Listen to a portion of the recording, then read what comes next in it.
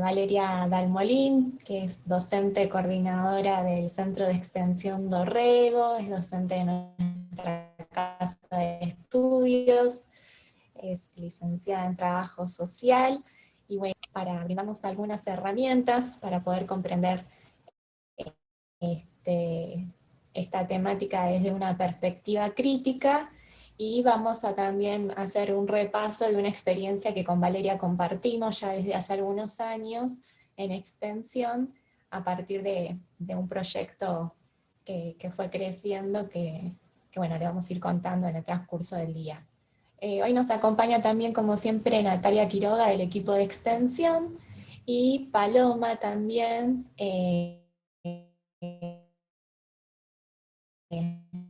del centro de estudiantes. No sé, Pau, si saludar.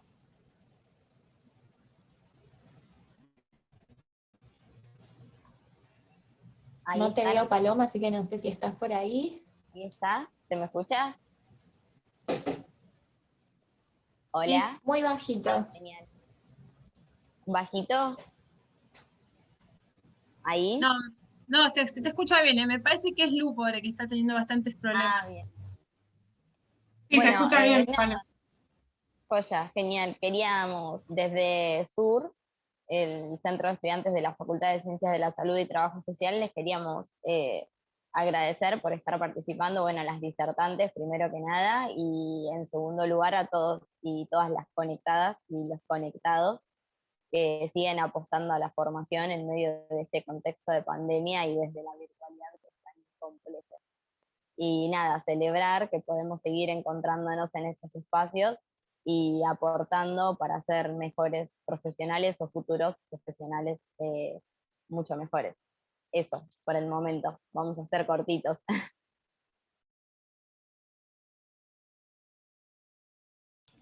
Buenísimo, gracias, Paloma. Bueno, vale, todo tuyo. Anda diciéndonos vos también cuando querés eh,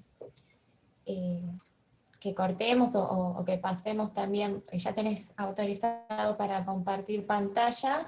Y también, a diferencia de los encuentros anteriores, Valeria nos pidió que sea más dialogado el encuentro, porque desde su posición pedagógica crítica, bueno, está ahí tratando de lidiar lo que se puede con esto de la virtualidad. Entonces, la idea es que a medida que ella, digamos, puedan pedir la palabra, y nosotras les facilitamos el micrófono para que puedan comentar, dialogar, preguntar, y en el caso de YouTube vayan haciendo las preguntas a medida que se va charlando, que se las vamos transmitiendo en el momento a Valeria, porque la idea es justamente que no sea una disertación donde una persona habla y el resto escucha pasivamente, sino que Valeria justamente quiere un rol activo de los participantes. Ahora sí, vale. Gracias, Lu. A Luciana, perdón, ahí están todos preguntando en el chat. Lu está teniendo mala conexión hoy y por eso se le corta, pero creo que a mí me escuchan bien. ¿Sí? ¿Se escucha derechito? ¿Sin problema? Bien, buenísimo.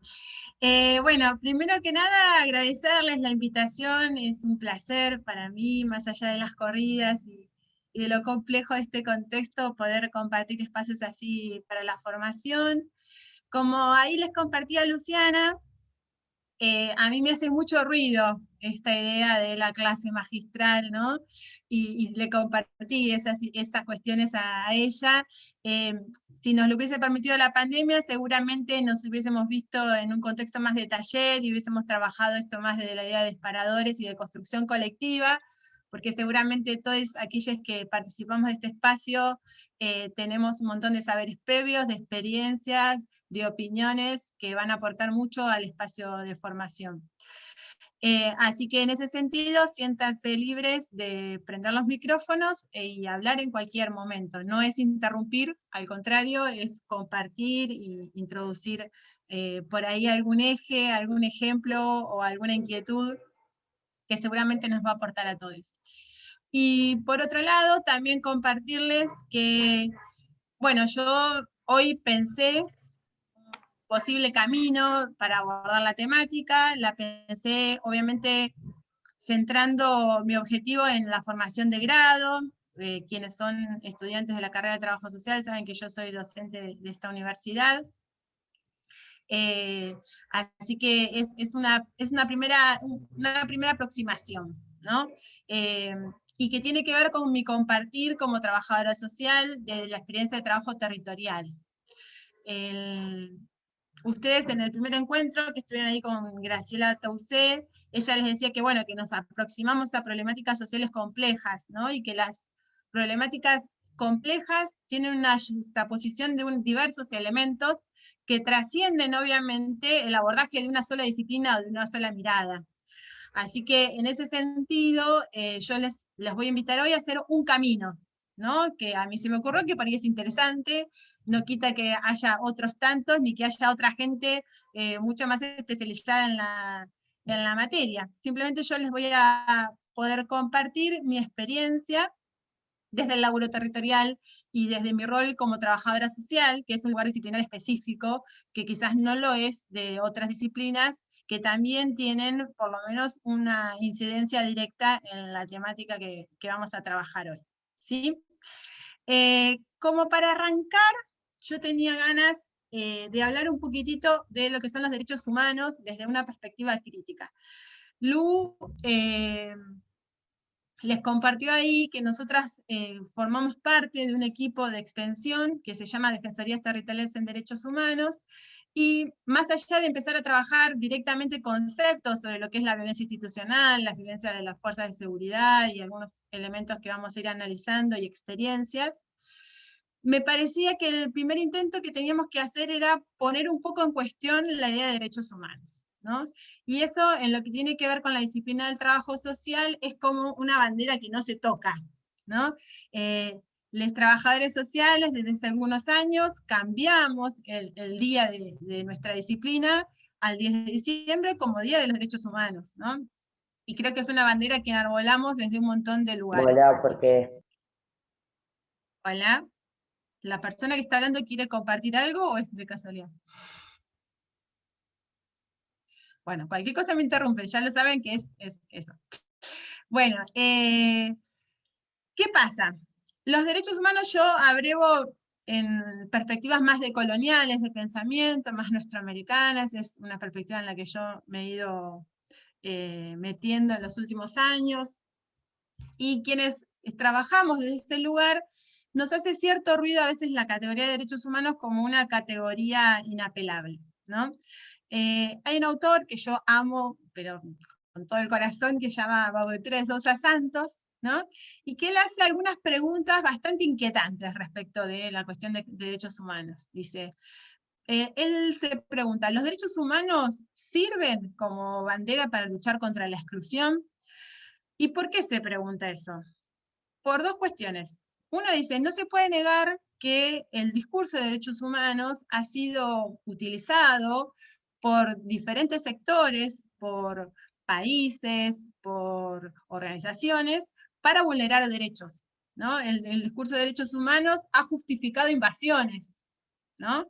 El discurso de derechos humanos desde muchos lugares sostiene el status quo. El discurso de derechos humanos dice, hay muchas poblaciones, dice, que no son objeto de los discursos de los derechos humanos, sino que son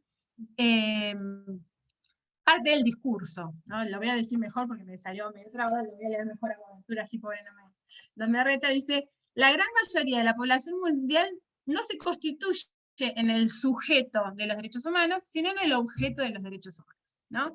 Y eso hace que por lo menos empecemos a pensar qué contenido le estamos dando a la categoría de derechos humanos, ¿no? Que nos empecemos a preguntar si sirve como categoría para, como categoría contrahegemónica, como categoría política, ¿no? Para un hacer. Esto es una temática que la verdad es re interesante y podríamos hacerte un seminario entero, así que hoy simplemente yo voy a tirar como una serie de titulares, pero que es importante para mí mencionarlos para poder posicionar el desde dónde podemos pensar nuestro trabajo territorial, y desde dónde estamos hablando de los derechos humanos, ¿sí? Lo que va a hacer entonces el pensamiento crítico decolonial es decir, bueno, hay una perspectiva liberal de derechos humanos, que es una perspectiva que escinde al sujeto de las realidades concretas donde está inserto. Es una perspectiva de derechos humanos que trabaja sobre la idea de la universalidad por fuera de los contextos sociales donde se da, y es una visión también muy estática, porque afirma que el derecho, una vez que está plasmado, ya está dado, ¿no? O sea, como, bueno, si ya se legisló, si ya se hizo la Declaración Universal de Derechos Humanos, eso ya implicaría per se el acceso o el goce de esos derechos, ¿no? La crítica, que van a hacer varios autores, yo retomé, y después seguramente les voy a pasar algo de Elio Gallardo, de Herrera Flores, de Gándara, es, bueno, los derechos humanos son parte de las luchas de los pueblos, y por lo tanto hay que pensarlos en los contextos históricos de esos pueblos. Dice, los derechos humanos son la discusión permanente de los pueblos respecto de su propia dignidad. Y ahí cambia bastante la cosa, ¿sí? Porque, de hecho, algo que van a decir también es, a veces pensar que el derecho, por el solo hecho de estar plasmado, garantiza su goce, también nos obtura el acceso al derecho, porque nos inmovilizamos. En cambio, si pensamos el derecho como una construcción, como un camino, que además está en constante debate y que está asociado a la lucha de los pueblos en relación a su dignidad y a lo que consideran en cada momento que tiene que ver con el acceso a su dignidad, estamos hablando del derecho como un camino, como una construcción, donde la plasmación, su legislación, es parte, pero es parte de un proceso que se continúa. Ahí vi que alguien escribió en el chat, a ver qué dijeron. Dice, pregunta, hablando de los derechos humanos, ¿qué diferencia existe entre Sudamérica y Centroamérica con respecto a las luchas sociales? Bueno, ahí está la cuestión de cómo cada pueblo tiene sus propias luchas, ¿no? Y qué es lo que se discute en cada contexto, en cada región geográfica, cómo está dada esa correlación de fuerzas, cómo está dada esa historia, ¿sí? Yo no podría ahora ponerme a decir cuáles son las luchas que tiene, por ejemplo, Sudamérica respecto a Centroamérica, ni que hablar de Sudamérica de lo que son los diferentes países. Lo que estoy haciendo ahora un llamamiento es, primero, cuestionarnos un poco la categoría, a escindirnos de la idea del derecho más liberal, que es este derecho más universal, estático, abstraído, con sujetos asociales, porque además también algo que tiene esta perspectiva liberal es ver a la persona desde un lugar más individual, ¿no? No desde la cuestión más colectiva, por eso decimos esta cuestión más asocial, de que no está ni vinculado ni con el contexto social ni con otros colectivos.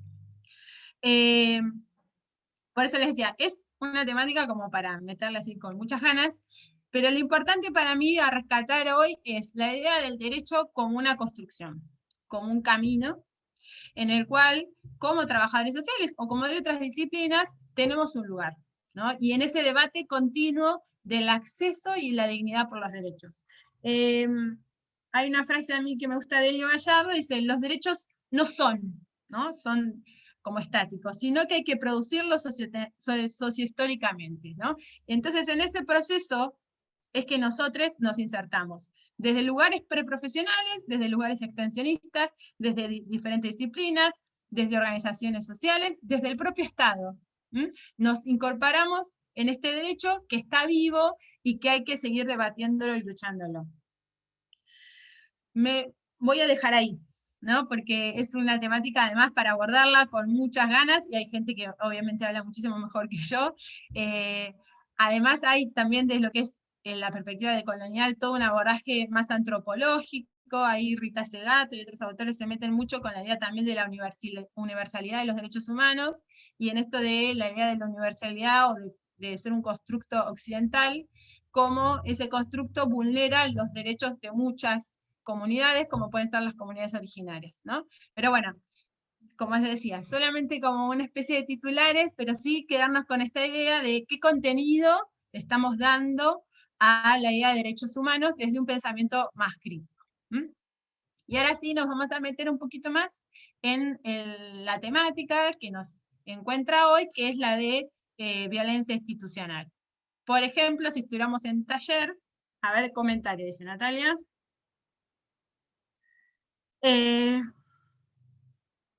Dice, qué importancia ver que los derechos humanos también son como una herramienta para limitar el poder del Estado.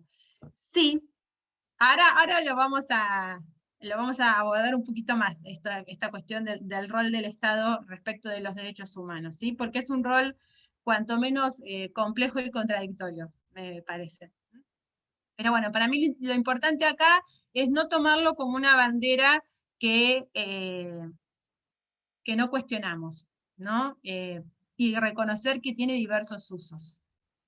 De hecho, Boaventura de Sousa Santos y varios de estos autores que yo les he nombrado siguen diciendo, bueno, sí es una bandera que tenemos que seguir tomando, es una bandera de lucha política, es un artefacto ideológico y argumentativo muy fuerte y poderoso que no vamos a dejar, ¿sí? Que sigue sirviendo, pero que hay que darle este contenido, ¿no? Porque si dejamos que se lo vacíe y se lo haga otros usos, bueno, sostenemos el status quo y no generamos, diría Boaventura, procesos contrahegemónicos.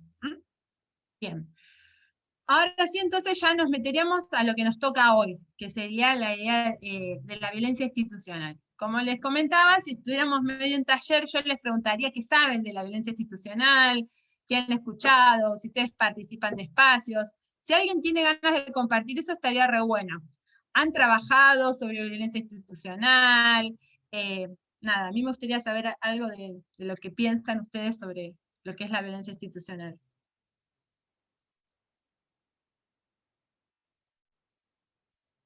Ya mientras aprovecho me tomo un mate.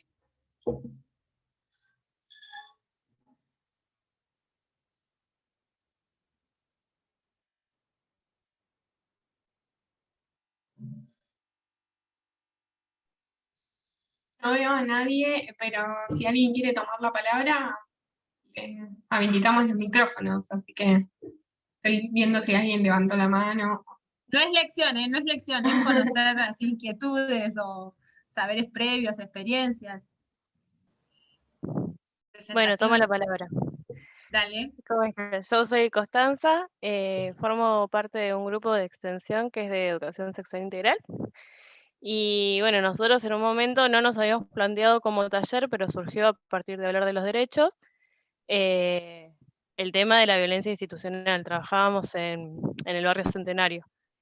Y bueno, nada, ahí también ponernos un poco en el lugar, ¿no? Porque por ahí nosotros llevábamos herramientas, pero de repente nos contaban como, sí, todo muy lindo lo que me decís, pero digamos, como a la hora de estar en esa situación, bueno, no sé, de que son menores y de que no se los pueden llevar, y bueno, determinadas cuestiones que también nosotras nos capacitamos en ese momento, nos decían todo muy lindo, pero a la hora de que pasen las cosas, como que no, o sea, directamente esas cosas no te las respetan, digamos. También es un barrio que está como muy militarizado y nos contaban de situaciones rejedes, tipo como de que los perseguían, le hacían sacar toda la ropa para revisarlos, y como nosotros diciéndole, pero no pueden hacer esas cosas, y es como, bueno, sí, dale, pero ¿quién se lo va a decir? Como esa es la experiencia que nos planteaban, ¿no? Bien, buenísimo, Constanza. Genial la experiencia que trae esa colación. Dos cuestiones. ¿Vieron esto que yo estaba diciendo recién? Por eso hice todas esas aclaraciones. Que el derecho esté plasmado no significa que se cumpla, ¿no? Y yo decirle a un policía a las 2 de la mañana, siendo menor, en el barrio Centenario, pero tengo derecho a que no me lleves, es la nada misma, ¿no? Y eso, aquellos que encarnan la vulneración de los derechos sistemáticamente lo tienen muy claro, ¿no? Entonces, por eso digo, hay que cuestionarnos cómo vemos el derecho, porque si yo a los pibes le digo, lo que tenés que hacer es ponerte bravo con la policía y decirle tales cosas, lo que en general voy a hacer es ponerlo en una situación de mucha más vulnerabilidad, ¿no? Que darle herramientas para poder sobrellevar de la mejor manera posible esa situación. Eso por un lado. Y es un buen ejemplo de esto que yo estaba queriendo decir torpemente recién. Y después, ahí, Constanza nos comparte un poco la idea de la violencia institucional respecto de la violencia por la policía o por alguna fuerza de seguridad, si no me equivoco, ¿no, Constanza?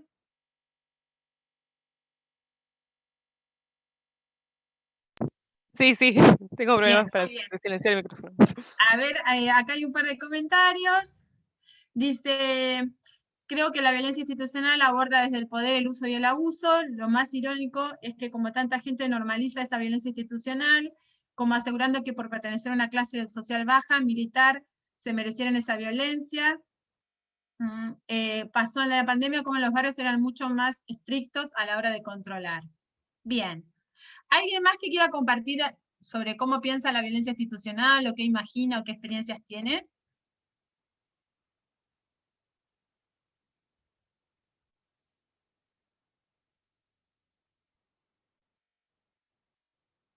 Hola, buenas tardes.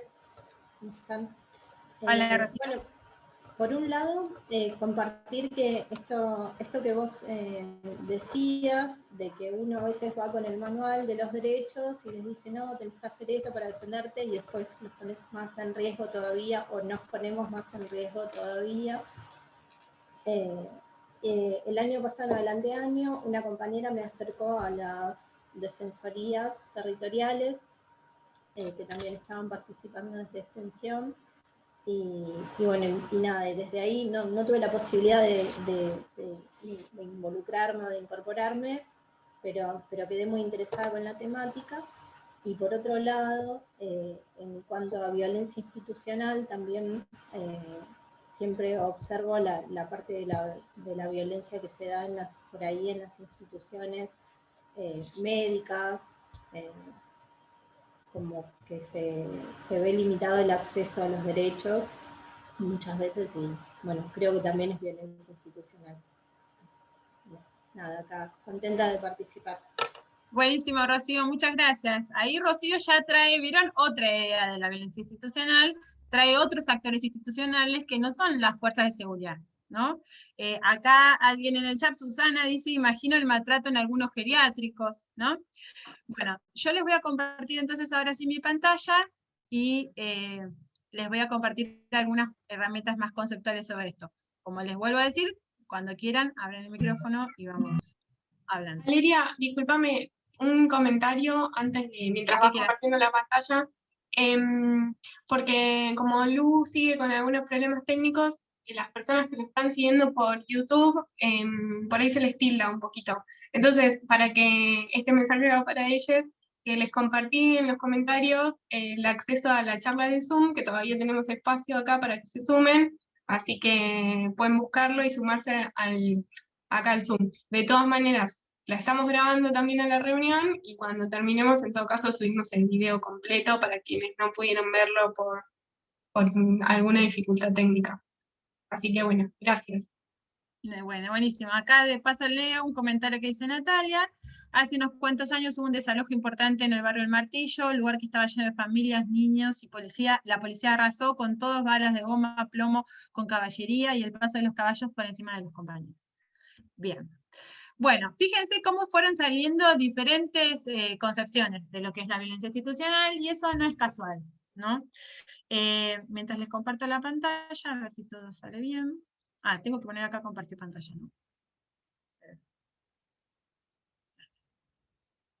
Avísenme si la ven, ¿se ve? Ahí está cargando. Ahora sí. Sí, se ve. Ahí está, bien. Bueno, esto era un poco lo que les decía recién. La categoría de violencia institucional surge, y esto le voy a hacer así como un repaso, hoy es todo titulares, que es una temática muy amplia, entonces como es, por lo menos yo lo pensé como una clase más introductoria, es como titulares de todo un poquitito. Pero bueno, compartirles que surge principalmente como una categoría en la Argentina, con mayor fuerza a partir de la última dictadura, post-última dictadura, principalmente desde los organismos de derechos humanos, e inicialmente se buscaba como una herramienta política para poder discutir la violencia por parte del Estado en el contexto democrático, ¿no? Pero principalmente pensada desde las fuerzas de seguridad.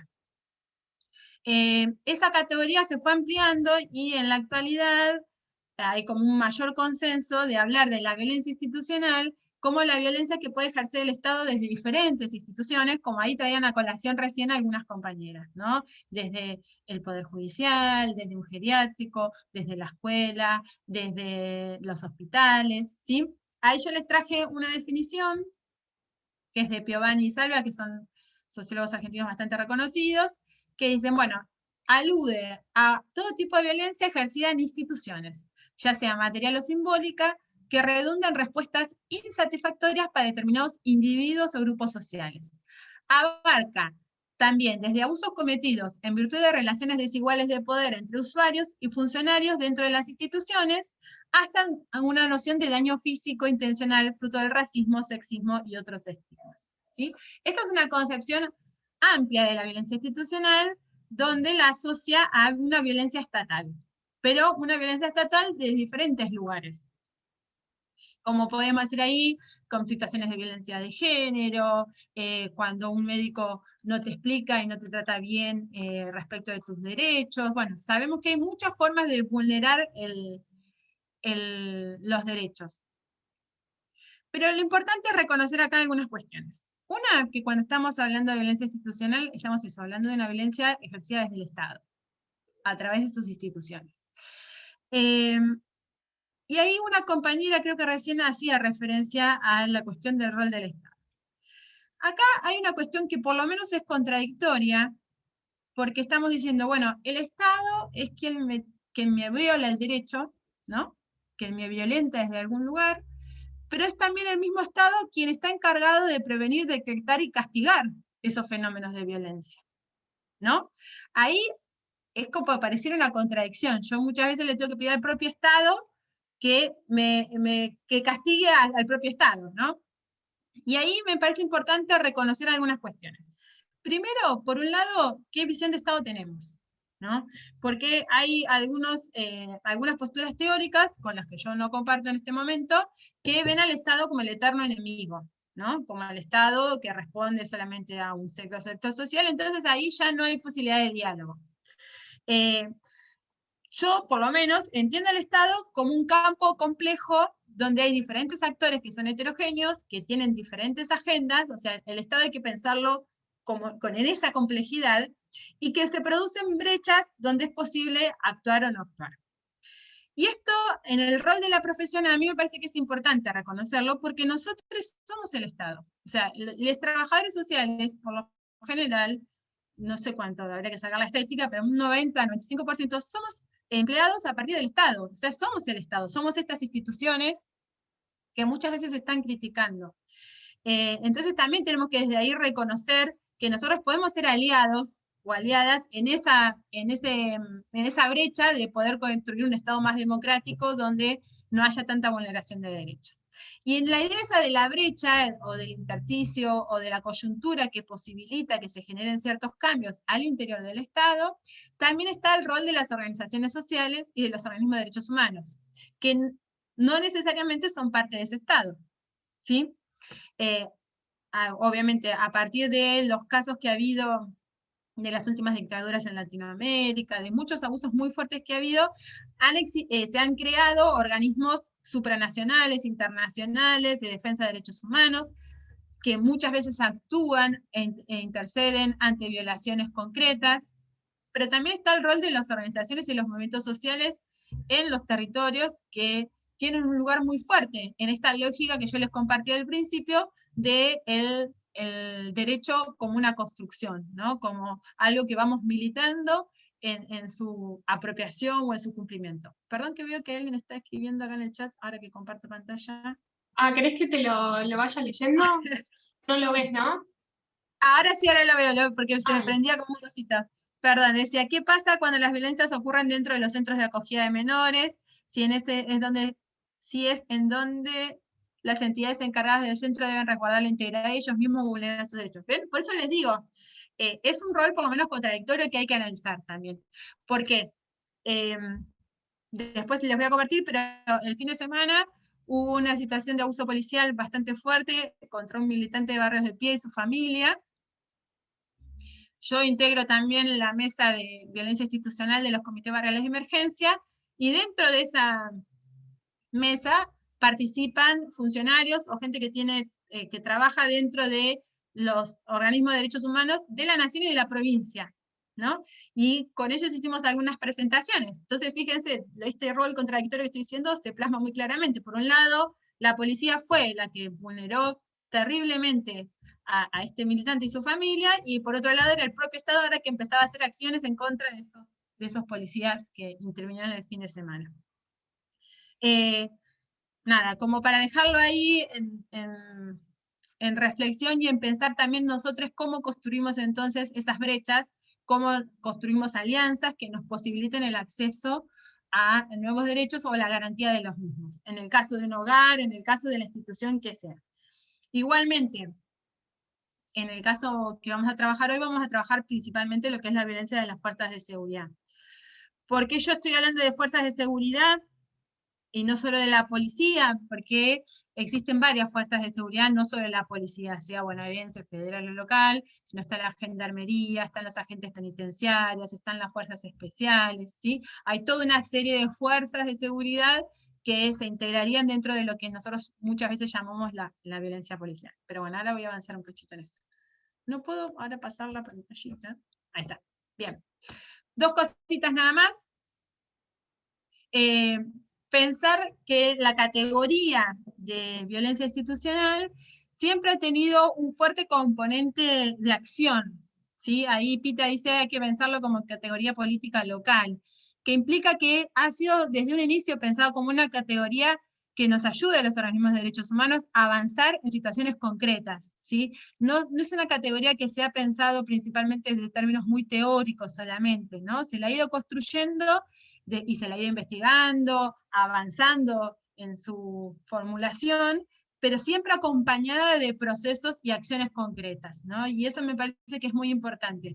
Seguir dándole contenido, seguir poniéndola en discusión, pero como acompañada de procesos concretos donde los cuales podamos intervenir, sea desde un lugar más amplio, como decían, desde un hogar geriátrico, o en procesos de violencia de la fuerza de seguridad. Entonces, teniendo en cuenta cómo yo más o menos vengo hablando de la violencia institucional, la violencia por parte de la fuerza de seguridad sería una forma de violencia institucional, no la única, ¿no? Y hay dos elementos que quería rescatar, es que puede ser tanto material como simbólica, y eso es importante, porque en general hay una tendencia, y ya lo vamos a abordar un poquito más adelante, en hacer hincapié en la violencia material, concreta, y en la más fuerte, ¿no? En general, hablamos de violencia institucional, y sobre todo de violencia de las fuerzas de seguridad, cuando a alguien lo mataron, cuando a alguien le pegaron, cuando podemos ver una situación de una escalada de violencia muy fuerte. Pero hay toda una violencia simbólica que es muy fuerte y que subyace y que muchas veces es la que cataliza los procesos de violencia física, ¿no? Entonces es importante reconocer el poder que tiene la violencia simbólica también.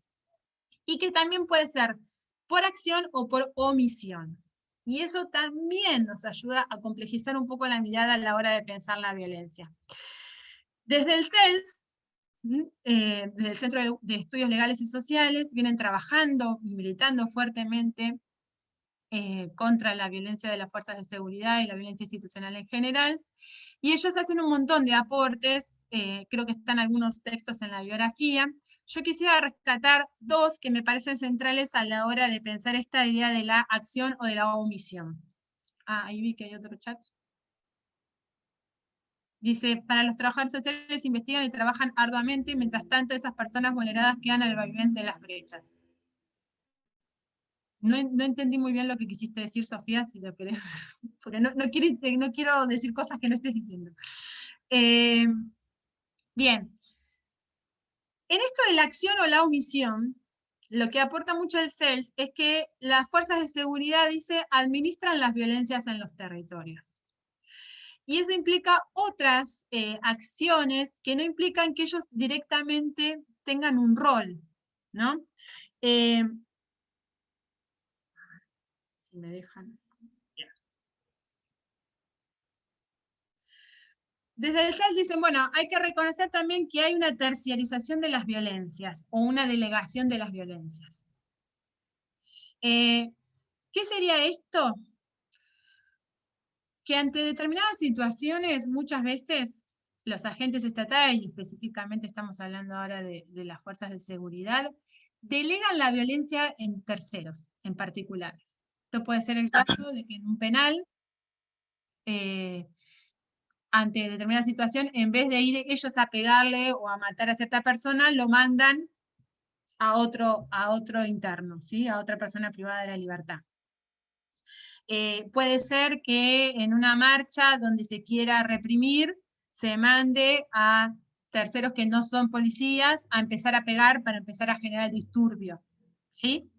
Ahí dicen ellos, hay una relación jerárquica. En general es que la fuerza de seguridad le ordena desde un lugar más de poder a terceros involucrados que ejecuten ciertas acciones, ¿no? Y esto lo que hace también es desdibujar el rol de la fuerza de seguridad en esa violencia, ¿no? Porque en general lo que hay cuando se investiga después y cuando por ahí accede a instancias judiciales es buscar la responsabilidad material inmediata, ¿no? ¿Quién fue el que dio la primera trompada? ¿Quién fue el que dio la cuchillada? ¿No? Y no se indaga más profundamente en cómo se construyó eso, ¿no? Entonces, esta es una forma de terciarizar la violencia, ¿no? Es una violencia que igualmente parte de la fuerza de seguridad, pero que se terciariza en otros y otras. Por eso le decía que también es una omisión o no. Y esta es otra de las ideas que me parece que era interesante destacar cuando estamos hablando de la participación indirecta, y que es indirecta pero es activa y necesaria de agentes del Estado, ¿no? Esto tiene que ver con, es necesario cierto accionar o cierta omisión por parte de las fuerzas de seguridad para que ciertos negocios o situaciones se sostengan, ¿no? Por ejemplo, acá en Mar del Plata suele haber muchos problemas respecto del acceso a la vivienda, ¿no? Y en un montón de barrios, todo lo que tiene que ver con la compra, venta, toma de casas, se maneja de maneras complejas, ¿no? Entonces, por ejemplo, como mucha gente no tiene escritura, se hacen boletos de compra-venta, hay como todo un mercado bastante informal respecto del acceso a la vivienda. Bueno, a veces hay organizaciones que se dedican a vender sistemáticamente determinadas casas y a sacárselas a esa gente, y cuando la gente va a hacer la denuncia, la policía no le toma la denuncia, o son ellos mismos los que van a apretar para que la gente se vaya, y así se va armando un círculo en el cual continuamente van ganando dinero con ese tipo de acciones. Esto no es una relación jerárquica, como hablábamos recién, pero sí es como una división de tareas, ¿no? Cómo es necesario que ciertas acciones por parte de la fuerza de seguridad en los territorios para que determinados negocios se sostengan, ¿no? Bien. Y ahora sí, vamos a trabajar más directamente con lo que tiene que ver con la violencia por parte de las fuerzas de seguridad. Como les decía, hay un montón de cosas para hablar, yo tomé algunas que me parecen más interesantes. Bastantes de los aportes que voy a hacer ahora son tomados del último libro de Rodríguez Alzueta que se llama Yuta. Ese yo no lo tengo digitalizado, no sé si alguien de los que estamos acá lo tiene. Sí tengo los anteriores, pero este no. Pero bueno, después si no vemos cómo podemos hacérselo llegar. Ahí tomé una frase que me parece muy interesante y que está bueno que discutamos. Dice, bueno, no hay un fato policial, sino el fato social, ¿no? La violencia que suelen ejercer las fuerzas de seguridad no se da en el vacío, ¿no? Se da en un ambiente social que en un montón de aspectos legitima esas acciones. Y a mí me parece que es muy claro, no sé, si yo miro los comentarios de los diarios electrónicos, si yo me pongo a prestar atención a lo que dicen muchas funcionarios y funcionarias en la televisión, ¿no? ¿Cuántas veces hay una legitimación del uso de la fuerza, de la violencia por parte de la fuerza de seguridad, sobre todo sobre ciertos sectores sociales, ¿no? Que tenemos construido un estigma social sobre determinados grupos, y eso es muy claro. La policía en general no actúa para todo el conjunto social, sino a determinados grupos sociales, ¿no? Y ahí hay una clara focalización de los grupos que son que continuamente reciben algún tipo de hostigamiento o de maltrato policial. ¿quiénes serían? Yo creo que no lo tengo que decir yo porque ya todos lo sabemos. ¿Qué grupo social está construido ahí ese estigma sobre el cual la policía y las fuerzas de seguridad suelen tomar más acciones de violencia, ¿no? Los sectores más bajos de la sociedad. Los Siempre sectores son pobres. los sectores pobres. Bien, pero ¿quiénes más? Además de todos los pobres o de las pobres. En los barrios populares, ¿a quiénes se lleva la policía siempre? Los jóvenes, bien. Los jóvenes, Pobre, claro. joven, ¿y quiénes más? A ver, ahí nos falta un poquito más.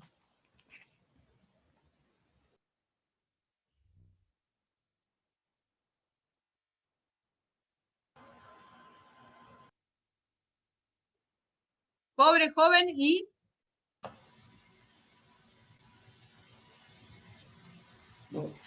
A ver ahí.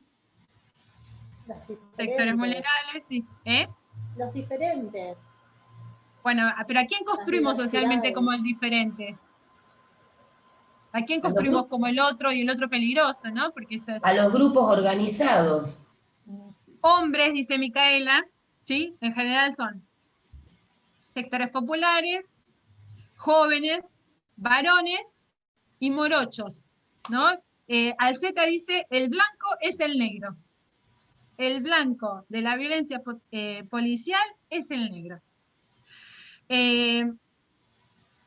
Esto es muy, muy claro en ciertas trayectorias de vida. Yo la otra vez estaba haciendo un taller con referentes barriales y uno de ellos me decía, que ya es adulto, ya es una persona grande, me decía, yo veía un patrullero y me subía solo, ¿no? El hostigamiento de la policía a ciertos grupos es tan continuo que pasa esto, que él lo veía ella solo, se subía al patrullero porque sabía que ya lo iban a detener, que ya lo iban a requisar, que ya le iban a preguntar qué estaba haciendo, que no. Y ahí tiene que ver con la construcción de un estigma social sobre determinado grupo que se le adjudica cierta peligrosidad, ¿no? Y ese otro que es construido como peligroso cuenta con cierto sector social que legitima esa violencia, ¿sí? Yo la verdad que ahora, por eso, porque tenemos este formato, pero tranquilamente empecemos a mirar policiales, notas policiales en los diarios y vamos a ver comentarios como esos negros hay que matarlos a todos, uno menos al que llevar a la cárcel, ¿no? Y ni que hablar de algunos funcionarios o funcionarias que han legitimado acciones violentas por parte de la policía hacia, sobre todo, este otro peligroso. Ahí había un comentario que...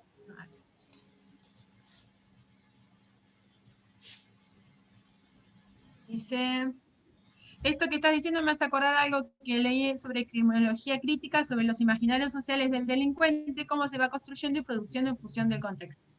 Aparte, dice Maylen, es tal el punto en que los marginan, por ejemplo, que cuando delinquen, la violencia que ejercen sobre ellos, que salen con resentimientos a la sociedad y no los ayudan a reinsertar. Sí, por eso es importante, ahora lo vamos a ver, trabajar también sobre estas violencias simbólicas. Lo que en la calle se habla del verdugueo, ¿no? El verdugueo, el hostigamiento, toda esa violencia que es mucho más microfísica, que no vemos y que genera esas escaladas de violencia, ¿no? A ver, hay otro comentario. Como el caso de George Floyd. Sí, y bueno, eso me hace pensar otra cosa, lo voy a decir más adelante. Bien. Yo digo esto porque me trato de ordenar, porque si no yo me entusiasmo y ya vamos para cualquier lado. A ver si puedo avanzar un poquito más. Bien. Otra de las cuestiones que me parece importante que podamos reconocer hoy es que la violencia policial no es un acontecimiento, ¿sí? No es un hecho extraordinario. Esto que, por ejemplo, hicieron el fin de semana a este militante de Barrio del Pie, no es algo anecdótico que hicieron un grupo de policías que estaban desubicados o que ellos eran solo los que ejercían de esta forma, ¿no? Es una rutina cotidiana, ¿sí? Es una forma en la que las fuerzas de seguridad se estructuran como tales, ¿sí? Y que dan cuenta de nuestra sociedad argentina también, de cómo es el rol de esta fuerza de seguridad en esta sociedad. El tema es que no lo tenemos problematizado como problema social, ¿sí? Yo ascribo a una forma teórica en la que considero que los problemas sociales se construyen como tales, o sea, los problemas no lo son hasta que no haya un grupo social que los construya como tales y pueda ponerlos en agenda, ¿no? Para mí un claro ejemplo de eso ha sido el feminismo, ¿no? Prácticas violentas o un sistema patriarcal no es algo nuevo que ocurrió recién en los últimos 10 años, ¿no? Son prácticas y hechos que existían. Lo que pasa es que fue necesario ponerlo en cuestión, fue necesario problematizarlo, fue necesario ponerlo en agenda para que se empiece a discutir. Bueno, desde mi criterio, el problema social se construye como tal. Obviamente, mi criterio y muchos autores mucho más renombrados, ¿no? Y en el caso de lo que tiene que ver con las violencias y las violencias de las fuerzas de seguridad, no hemos logrado hacer ese salto, ¿no? Sigue teniendo un lugar más marginal, porque además hay un montón de mecanismos que van invisibilizando esas violencias. Y eso era más o menos a lo que yo quería llegar. En esto que decíamos, son problemáticas complejas, donde hay una intersección de elementos múltiples, hay muchas situaciones que van invisibilizando la violencia, ¿no?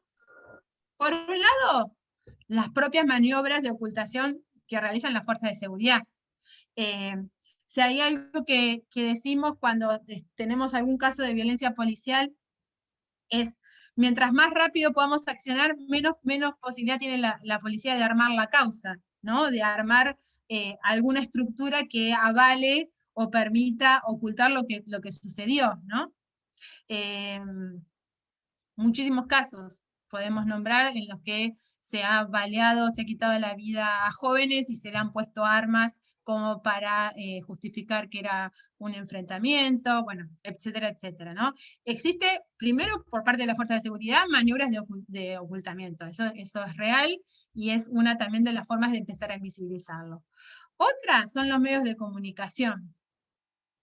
Yo pregunto a los que somos acá de Mar del Plata, ¿cuánta gente escuchó de la situación esta que pasó el fin de semana acá en Mar del Plata? ¿Alguien sabía que sea por los medios de comunicación? Sería la pregunta.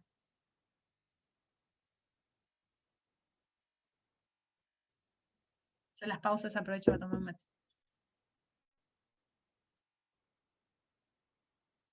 Bien, yo, dice, no me enteré del hecho, la verdad que no sabía. No, bien.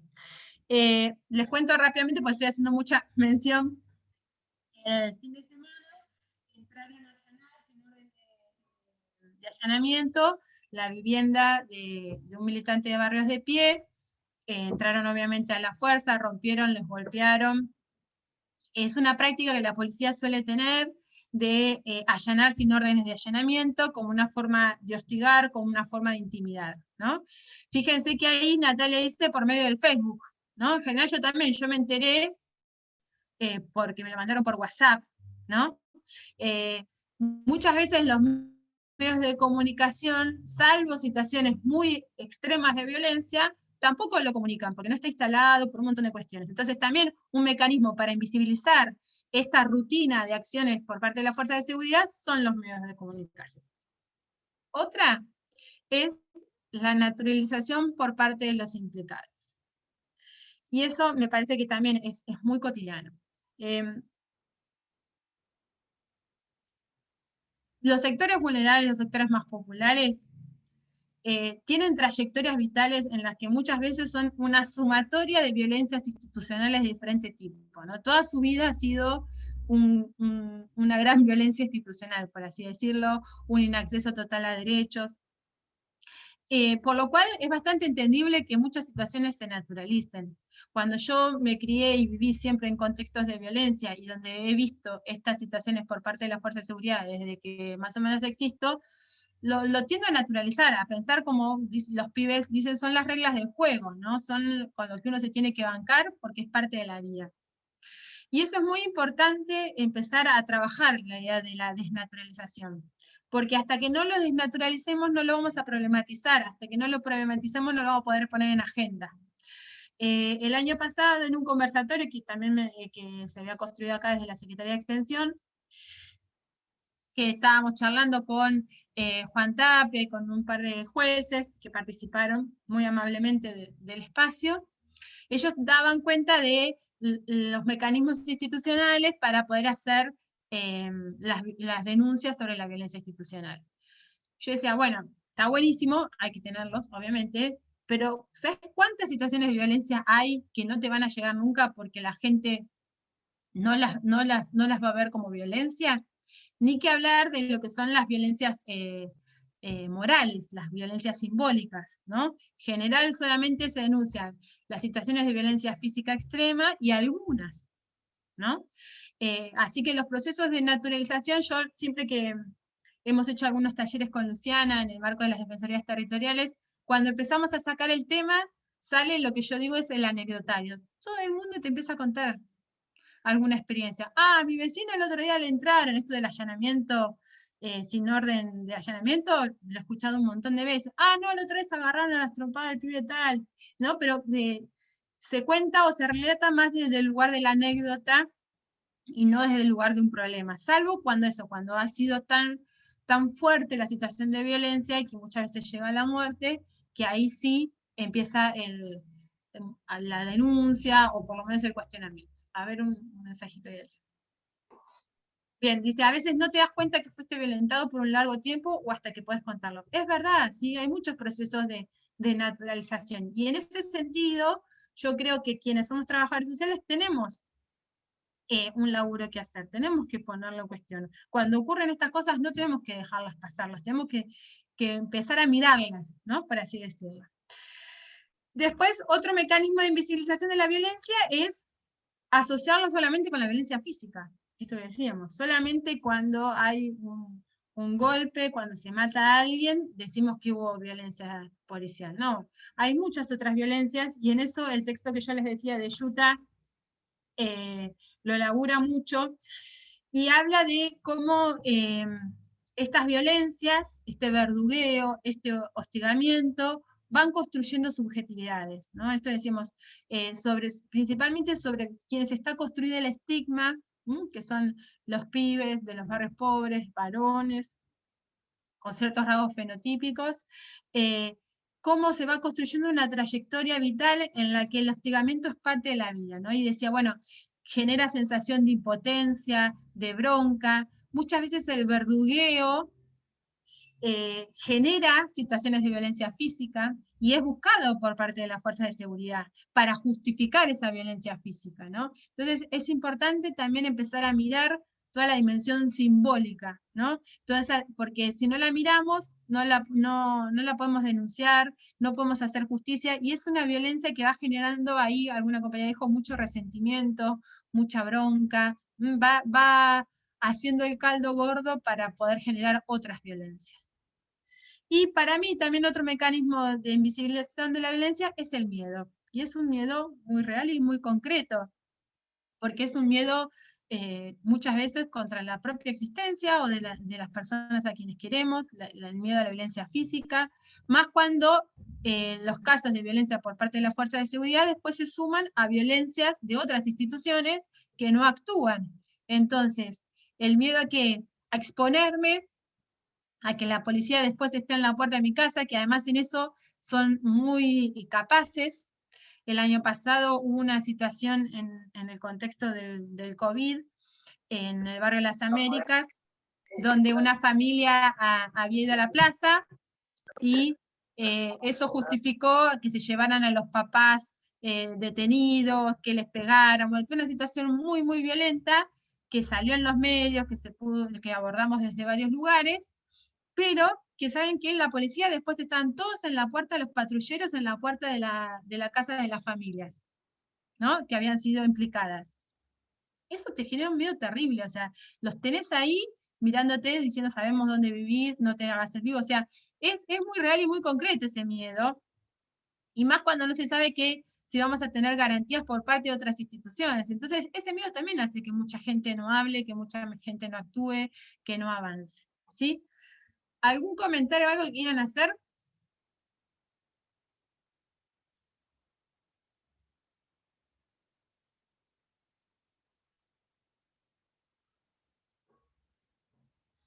Bueno, sigo nomás. Vieron que yo le decía esto, me pone mal la clase positiva, después voy y hablo 3 horas de corrido. Pero bueno, son las contradicciones que uno maneja. Bueno, me gustaría compartirles una cuestión más respecto de la violencia por parte de las fuerzas de seguridad, que es para mí central para pensarla, y así ya me callo un poco y después Lu nos comparte un poco sobre la experiencia de las defensorías territoriales. En el texto este que yo les decía de Alzueta, él habla de que la violencia tiene varias dimensiones. Ahí, a ver, un mensajito. Dice, creo que en los últimos tiempos se tiene más temor visibilizar un hecho que el ser violentado en sí. Y sí, y es entendible también, o sea, por eso también decíamos, hay que generar las condiciones, ¿no?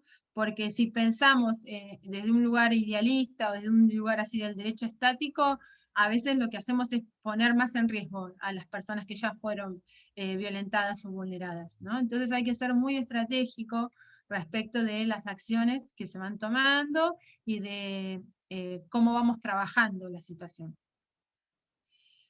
Bueno, volviendo al texto de Rodríguez Alzueta, él dice que hay 3 dimensiones de la violencia, ¿no?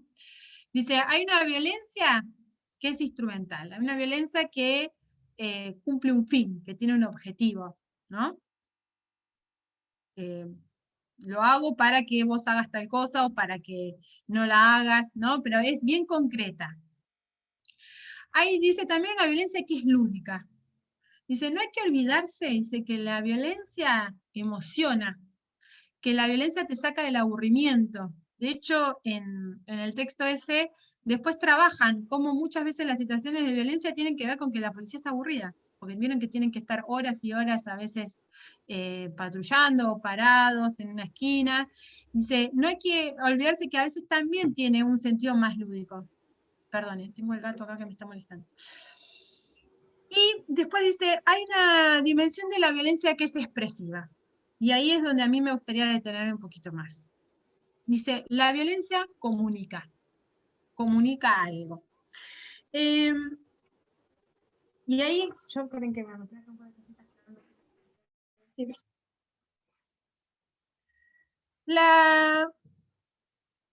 La dimensión comunicativa de la violencia es muy fuerte. La otra vez, en el encuentro pasado, si no me equivoco, con, ¿cómo era? Inés Rosso, ¿era? No me acuerdo el nombre de la Inés Rosso, sí. Que estuvo compartiendo. Ella nos hablaba de la idea del territorio, ¿no? A partir de los aportes de Milton Santos, ¿no? Y decía, bueno, el territorio es un espacio geográfico a ser usado, ¿no? Donde hay una serie de objetos y de sujetos. Y hay que pensar muchas veces que el cuerpo del otro es una prolongación de ese mismo territorio, ¿no? Si yo controlo los cuerpos, controlo el flujo del territorio. Hay otra noción que los trabajadores sociales también usamos y que son de los geógrafos también, que es el de territorialidad. El de territorialidad hace referencia a cómo es la dinámica de poder sobre un territorio específico, ¿no? Y en ese sentido la policía lo tiene muy claro, porque manejar los cuerpos implica manejar el flujo de los territorios, implica manejar muchas veces los negocios que hay dentro de esos territorios. Y cuando hay una violencia, esa violencia no necesariamente está solamente dada al cuerpo de esa persona que se violenta, ¿no? Ahí yo había tomado una frase de Rita Segato que dice, el cuerpo agredido es un intermediario mediante el cual se transmite un mensaje a toda la sociedad. Hay varios destinatarios del mensaje que se da con la violencia, ¿no? Bakhtin dice que hay un destinatario que es directo, ¿no? Que puede ser la persona, el cuerpo ese agredido físicamente, y quienes están alrededor. En el caso, si hablamos de la situación de allanamiento ilegal del fin de semana, podemos decir, bueno, una víctima directa fueron este chico, que ahora no me acuerdo el nombre, y sus familias, ¿no? Pero también ahí hay una idea del castigo, de lo correctivo, del no te metas o no hagas tal cosa, ¿no? Y te estoy señalando el límite. Después hay una víctima que es más genérica, dice Bakhtin, ¿sí? En este caso, en el caso del allanamiento, quien fue víctima fue un militante, ¿no? Y ahí podemos hablar de una víctima más genérica que decir, bueno, ojo con que si militás, ojo con que si te metés con nosotros porque vamos a tomar cartas en el asunto, ¿no? En el caso de Rita Segato, bueno, habla del cuerpo de las mujeres, ¿no? Como la víctima puede ser más genérica, no es solamente esa persona que está ahí. Y también habla Bakhtin de un tercer destinatario, que es el destinatario invisible, dice, wow, super destinatario, que es una violencia que se ejerce para seguir sosteniendo un lugar en la organización que yo esté. En el caso de los varones puede ser para mostrar mi virilidad, pero en el caso de la policía es también para demostrar fuerza, ¿no? Y que tengo aguante, y que sé poner control dentro de la propia lógica de la policía, porque la policía también tiene, las fuerzas de seguridad, tienen lógicas muy complejas, ¿no? Entonces también, quien ejerce esa violencia le está dando un mensaje, no solo a la persona, sino le está dando un mensaje a sus compañeros y compañeras policías, respecto de su rol, ¿no? A mí me parece que es muy interesante poder pensar estas dimensiones, y el intento medio torpe que he tenido es de poder empezar a complejizar todos los elementos que se van entrecruzando, ¿sí? No estamos hablando de algo que sea estático, estamos hablando de un derecho como construcción, no estamos hablando de una práctica suelta o extraordinaria, estamos hablando de un sistema. Hay muchas formas de ejercer de la violencia, aun cuando esa violencia no la ejerzan directamente.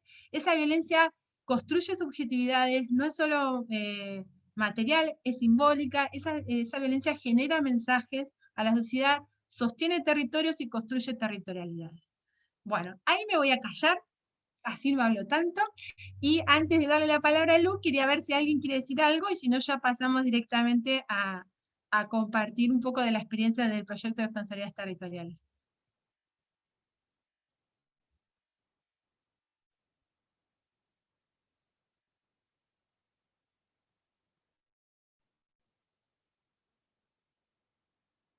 Bien, acá leo una cosa que dice, lo importante es concientizarnos sobre este tema, de escuchar, aprender, de construirnos e intentar poner nuestro granito de arena en visibilizar siempre con responsabilidad la realidad de tantas personas. Buenísimo. Bueno, Lu, me callo un rato y me tomo un mate. Bueno, la verdad, Vale, siempre es muy rico escucharte.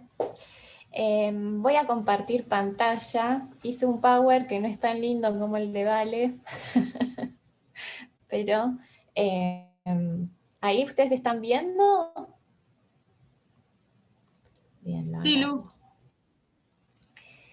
La idea era un poco mostrar en imágenes el recorrido del proyecto de extensión y retomar en ese recorrido algunas cuestiones que fuimos aprendiendo y también algunas cuestiones vinculadas a lo que venía comentando Vale y muchos de ustedes en el chat. El proyecto de extensión de las Defensorías Territoriales en Derechos Humanos surgió en el año 2018 y todavía, digamos, tiene continuidad.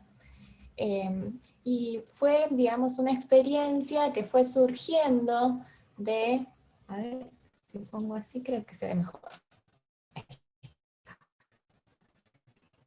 Es una experiencia que fue surgiendo a partir de que una red, que era la Red Nacional de Defensorías Territoriales, que tenía una experiencia territorial en vinculación a la violencia institucional y al acceso a la justicia súper. Y bueno, acercó a compañeros y compañeras de la red a acercarse a nuestra universidad y comenzamos una serie de encuentros que llevaron a una construcción que fue muy paulatina, pero que fue muy potente también, en la cual, bueno,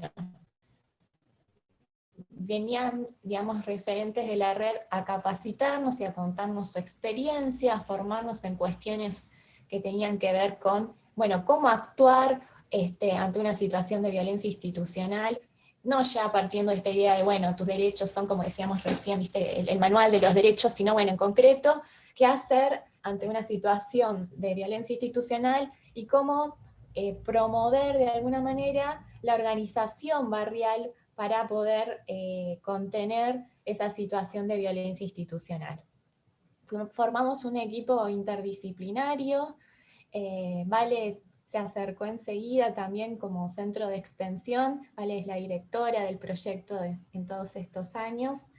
Y lo interesante es que empezamos a laburar en la zona de Belisario Roldán, en la sociedad de fomento, con el equipo extensionista interdisciplinario, con estudiantes y graduados de abogacía, pero de trabajo social, de sociología, de psicología, y también contamos con una participación que yo siempre rescato como súper valiosa, que es una agente comunitaria, que es Ceci, que sin ella, digamos, el proyecto hubiera tenido muchas más limitaciones, porque Ceci, al vivir en el barrio, al ser referente comunitaria, ella nos fue orientando su saber territorial, y bueno, y gracias a ella fuimos acercándonos al barrio de otra manera.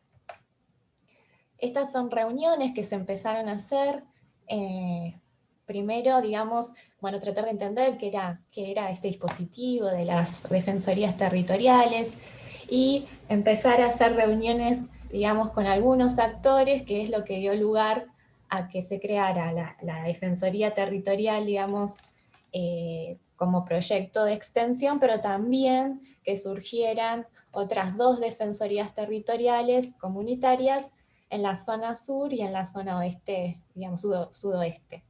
Y parte, digamos, de esta estrategia de las defensorías era tener un equipo de atención ubicado en la Sociedad de Fomento de Belisario Roldán, pero también realizar reuniones institucionales con el Poder Judicial para poder ir comentando, digamos, la experiencia, y a través de eso fuimos reuniéndonos con el Poder Penal Juvenil, con la Defensoría General, con juzgados de garantías, con distintos actores del sistema judicial que nos han facilitado después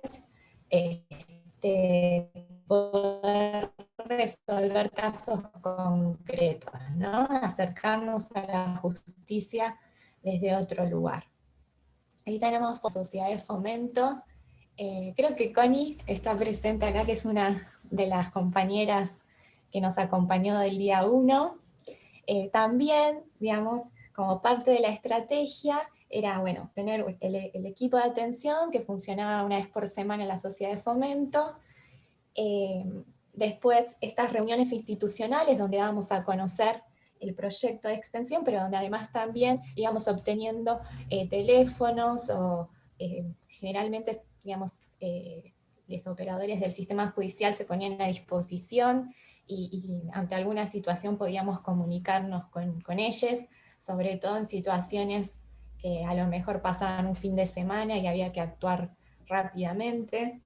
Y también otra de las patas, digamos, del proyecto es los talleres, que bueno, ahí hay uno que se dio en el marco de una actividad en el espacio de la Sociedad de Fomento de Dorrego, donde Tapia estuvo dando una charla sobre violencia institucional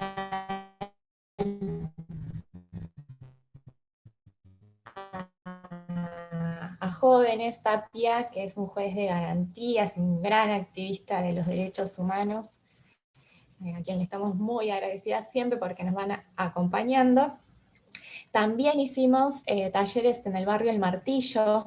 Hoy comentaba en este caso de la balacera que se armó hace un par de años en El Martillo, y toda esa situación de mucha violencia que había atravesado el barrio. Bueno, esa situación salió en ese taller, y bueno, estuvimos trabajando a partir de algunas historietas y de algunas situaciones, bueno, cómo abordar determinadas problemáticas que pueden surgir en esto del vínculo conflictivo con las fuerzas de seguridad, ¿no? Siempre que pensamos los talleres, los pensamos en términos de no ser, digamos, de ser responsables, ¿no? De no ir a fogonear, digamos, tus derechos son porque podemos exponer a las personas que ya están atravesando una situación de violencia, a que esa violencia se agrave, lo cual no significa que no se aborden, digamos, cuáles son los derechos que tenemos ante una situación de violencia policial o ante una situación de un pedido de identidad o de antecedentes o una aprehensión en la calle, sino que la idea es, bueno, cómo armar toda una red, digamos, que se ponga en acción ante una determinada situación de violencia institucional que no agrade digamos, esa situación que está atravesando la persona que ahora es, digamos, una respuesta concreta que pueda cuidar a esa persona de no sufrir violencia.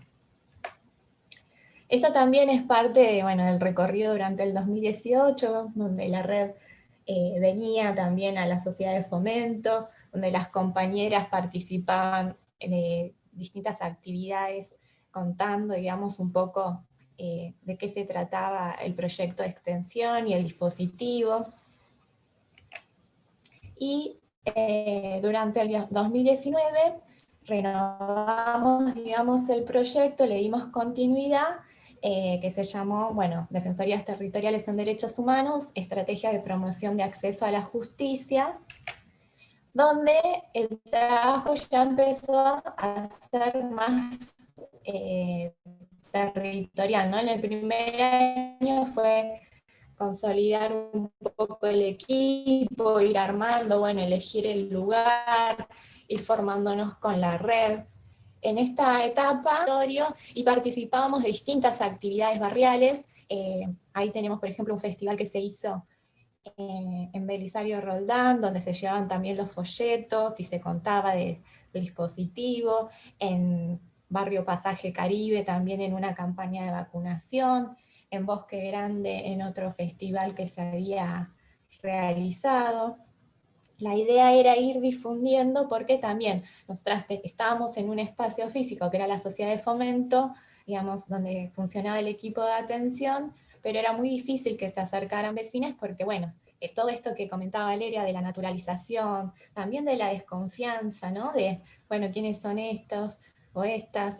Fue un trabajo, digamos, que hubo que hacer digamos, trabajo de hormiga, con continuidad y sobre todo con la articulación de empezar a acercarse a actores claves barriales.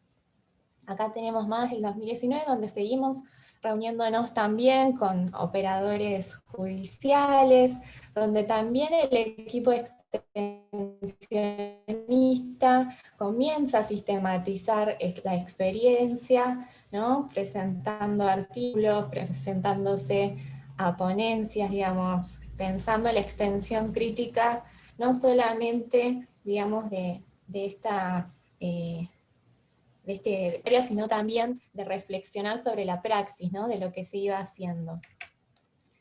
Ese año también nos llegó a través de una compañera que además es integrante del colectivo Herramientas para la Libertad, un pedido de ir a hacer un taller sobre violencia institucional en la unidad 15 de Batán, que bueno, ahí fuimos y estuvimos dando un taller donde utilizamos también estrategias de teatro foro para poder abordar la violencia institucional en el marco, digamos, de las instituciones carcelarias, que tiene otras complejidades, ¿no? Que fue también una experiencia sumamente rica, y que de ese taller derivó la creación de un proyecto de extensión que digamos, la idea era comenzarlo el año pasado, pero producto de la pandemia, de la paz, las de la libertad.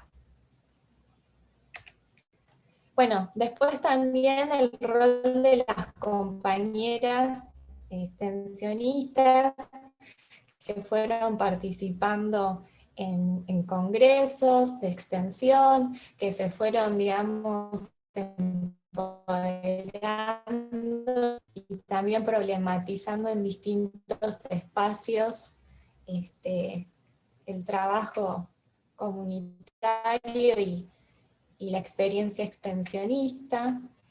Este es otro taller que se dio en el barrio Martillo, en el CEPLA,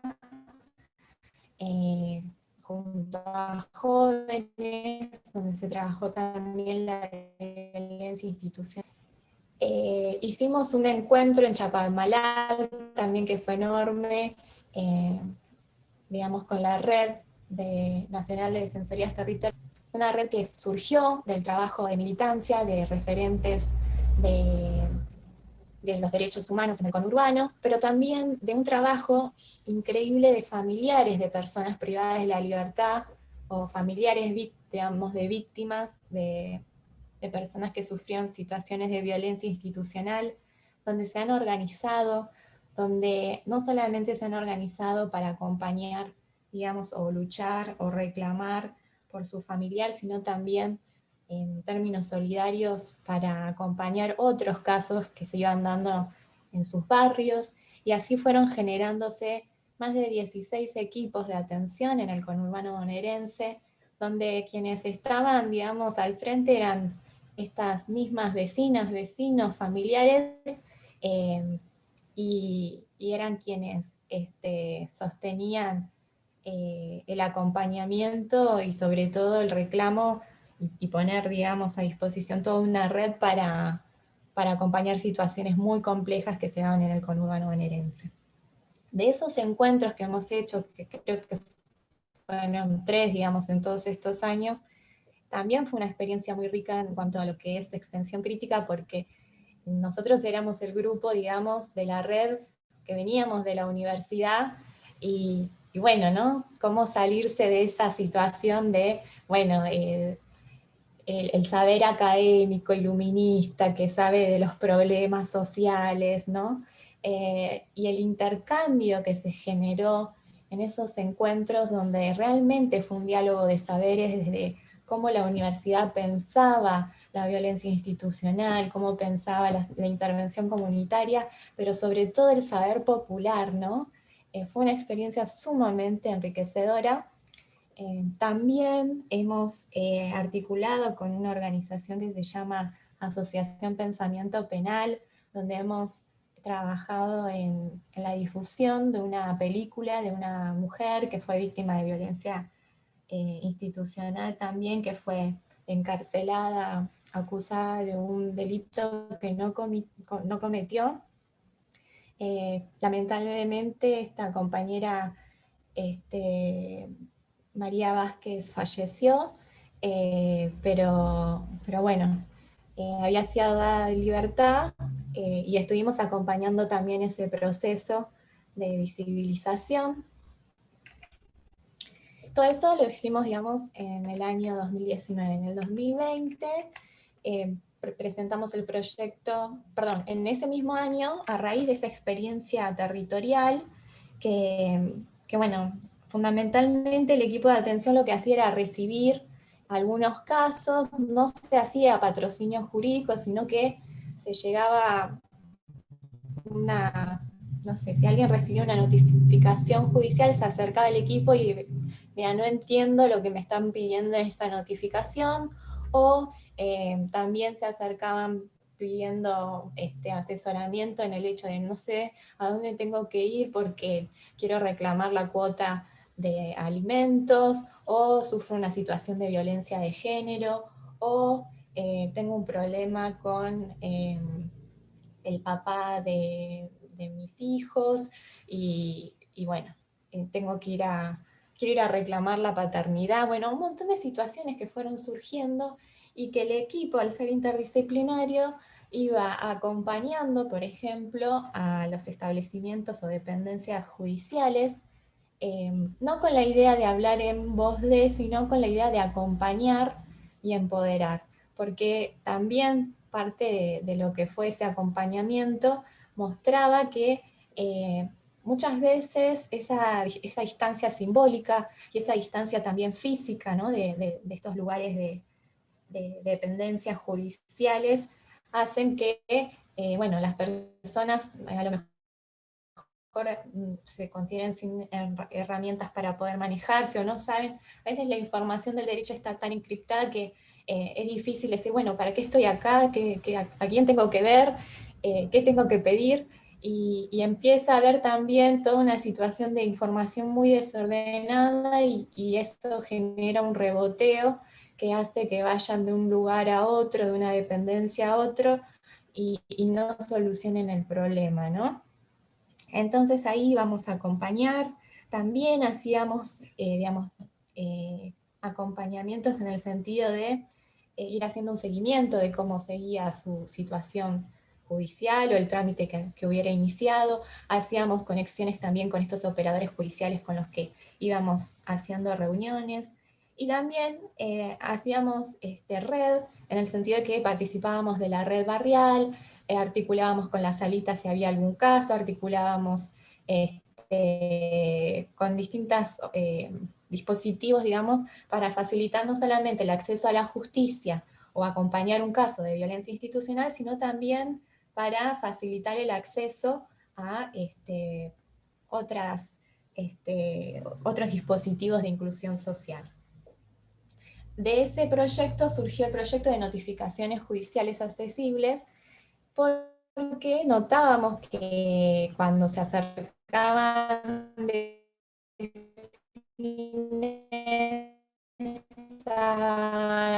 a la sociedad de fomento, una de las cosas recurrentes era el tema de no entender las notificaciones judiciales, donde se recopiló con la colaboración de operadores judiciales una serie de notificaciones de los distintos fueros y se trabajó un taller para tratar de identificar, bueno, cuáles eran los obstáculos en el entendimiento de las notificaciones, entendiendo que las notificaciones y esos obstáculos terminan siendo un obstáculo para el acceso a la justicia. Surgieron más de 190 palabras que no se entendían. Era la verdad que increíble ver, nosotras habíamos hecho una técnica que era marcar con resaltador y las hojas quedaban todas resaltadas porque no se entendía el lenguaje y a veces eran cuestiones muy simples como notificar, presentarse a un lugar o cuestiones que pueden tener una implicancia el no asistir y sin embargo esa distancia simbólica y esa falta de comprensión del lenguaje hacía que muchas veces no vayan a las dependencias y quedaran, digamos, en una situación que empeora, digamos, ese proceso judicial o ese trámite, y bueno, y termina siendo realmente un obstáculo de acceso a la justicia. A la par que hacíamos esos talleres, íbamos generando reuniones con operadores judiciales, hemos hecho un encuentro también con funcionarios judiciales y con la organización del sindicato, digamos, de judiciales, y en esos encuentros los operadores decían, yo siempre uso esta palabra, la voy a dejar de usar, ¿no? Y se daban cuenta, digamos, de cómo con prácticas tan chiquititas como, por ejemplo, una palabra, doy este ejemplo porque siempre lo usamos, o sea, las notificaciones dice en autos, que entiende, digamos, que está notificando, y en los talleres salía esta cuestión de que muchas veces no habían ido a donde se les solicitaba presentarse porque no tenían auto. Digo, a ese nivel, digamos, a veces puede llegar el distanciamiento simbólico en la forma, en la escritura, que genera realmente un distanciamiento y que genera, digamos, consecuencias concretas en las vidas cotidianas de las personas. Entonces, a raíz de este intercambio que íbamos haciendo, algunos operadores judiciales decidieron cambiar algunas palabras de sus notificaciones, y esas nuevas notificaciones volvieron al barrio con la idea de que sea el barrio quien chequeara si ahora era más entendible o no. Digamos, ese proceso estuvo muy bueno porque también se veía el protagonismo que iban teniendo vecinos y vecinas, y bueno, también a raíz de eso el equipo extensionista generó un material que es un afiche para poder comprender cómo leer una notificación judicial a raíz de lo que fue ese taller. Durante el 2020 continuamos con el proyecto de extensión, habíamos presentado para continuar con el de las defensorías, pero también continuar con el de acceso a la justicia y las notificaciones judiciales, y vino una pandemia. Vino una pandemia, la red, nosotros veníamos participando de la Red Nacional de Defensorías Territoriales, la red tiene algunos cambios, y bueno, toda esta situación de no poder estar en el barrio, de no poder juntarnos, de no poder hacer talleres, nos terminamos, digamos, corriendo de la red, que iban por otro, digamos, proceso en contexto de pandemia, y bueno, tuvimos que reinventarnos. Entonces, desde la Secretaría de Extensión, porque este proyecto está radicado en la Secretaría de Extensión de la Facultad de Ciencias de la Salud y Trabajo Social, se crearon distintos espacios, y entre ellos, digamos, el espacio de acompañamiento frente a la violencia institucional, que quedó, digamos, articulado con el proyecto de extensión, y en el cual se fueron realizando algunas actividades en función de este nuevo dispositivo. El equipo quedó conformado, digamos, y con atención que aún hoy continúa, con atención virtual, que va haciendo acompañamientos de distintos casos. Nos llegan de personas privadas de la libertad, de violencia de género, de personas con discapacidad. Y después estuvimos haciendo, bueno, actividades en su mayoría virtuales. En esta hubo una sola que hicimos con Vale, que organizamos desde la participación de Vale en los comités barriales de emergencia que surgieron en pandemia.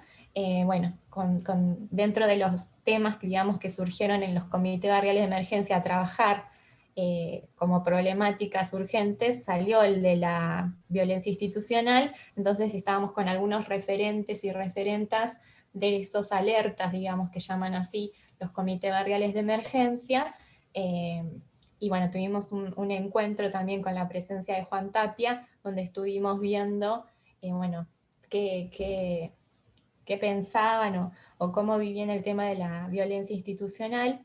Y lo que pasa generalmente en este tipo de encuentros es que, como decía Vale, bueno, hay una naturalización y empieza a decir, ah, sí, yo conozco que pasó tal caso, tal otro. También hay una vinculación directa digamos, a pensar la inseguridad como problema, como un problema también digamos, de esa violencia del Estado al sentir la desprotección.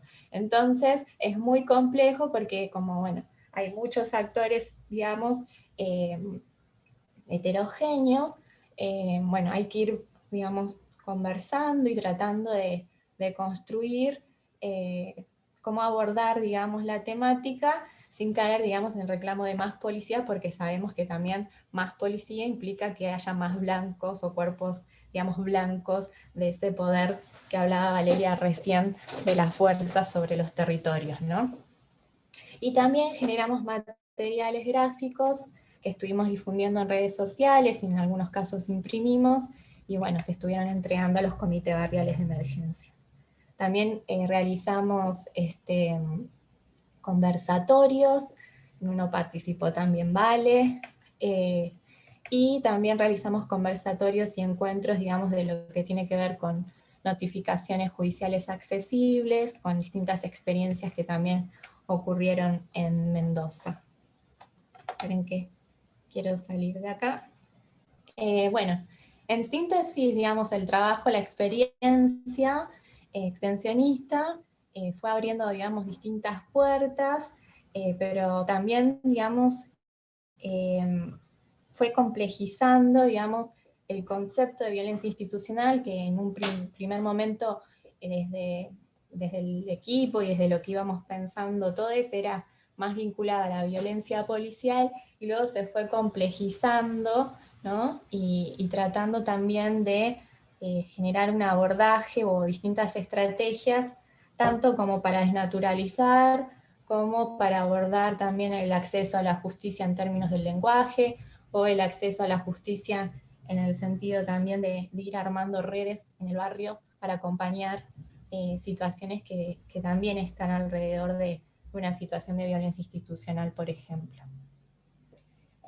Y por último, también contar que, bueno, digamos, desde el año pasado con Vale participamos en la mesa de violencia institucional del Consejo del Comité Barrial de Emergencia, y yo también participo de la Comisión de Violencia Institucional del Consejo Local de Niñez. Y una de las cuestiones que también venimos viendo es este tema de la naturalización, de la falta de registros de casos de violencia institucional. Acá en Mar del Plata no tenemos una fiscalía especializada en violencia institucional.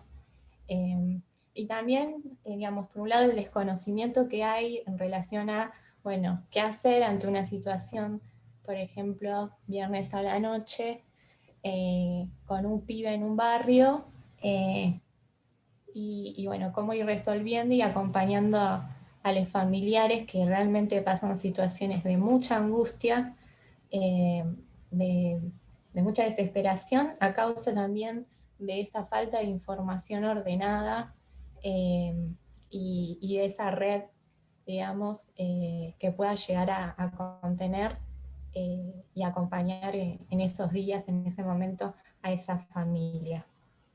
Porque tal vez solo es una detención, ni siquiera hay una situación de violencia física, pero la violencia también está en esa desesperación que atraviesa la familia y no saber cómo acercarse, y no entender el Poder Judicial y no saber que no las reciban o que no saber con quién comunicarse, y no saber qué es lo que va a pasar con su hijo, ¿no? Eso lo hemos visto en la experiencia. Y por otro lado, también quería recuperar también de esto que decía Valeria, de las fuerzas de seguridad, ¿no? En términos de esa dimensión subjetiva, ¿no? De cómo construye esas prácticas de violencia también, digamos, basadas en ese aburrimiento, en esa cuestión también de trayectoria que tiene larga data, digamos, desde la dictadura militar, ¿no? Que se perpetúa en el tiempo en relación a prácticas de violencia y de tortura. Pero también verlo desde el lado, digamos, de jóvenes, que bueno, eso también lo plantea Esteban Alzueta, de cómo, digamos, esa subjetividad que está siendo constantemente violentada, ¿no? o hostigada por la policía, va construyendo una subjetividad y también una masculinidad o una virilidad en términos de no denunciar porque tiene aguante frente a la policía, ¿no? Entonces eso también es muy difícil y muy complejo de abordar, porque también denunciar o denunciar el verdugueo es también mostrar de alguna manera esa debilidad, ¿no es cierto? O digamos, esa fragilidad que no es posible tener cuando necesitas armarte de herramientas que te permitan, digamos, moverte en el barrio con fortaleza frente a, digamos, a los códigos de tu barrio. Bueno, eso es más que nada lo que quería compartir. No sé si Connie, que está por ahí, quiere compartir algo más de la experiencia, si tienen preguntas.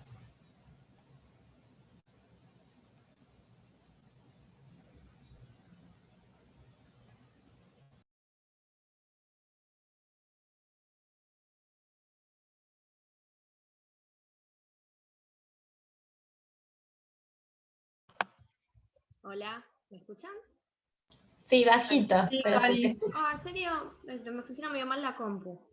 No, yo la verdad que mucho que agregar no tengo porque sinceramente siento que fue completísimo.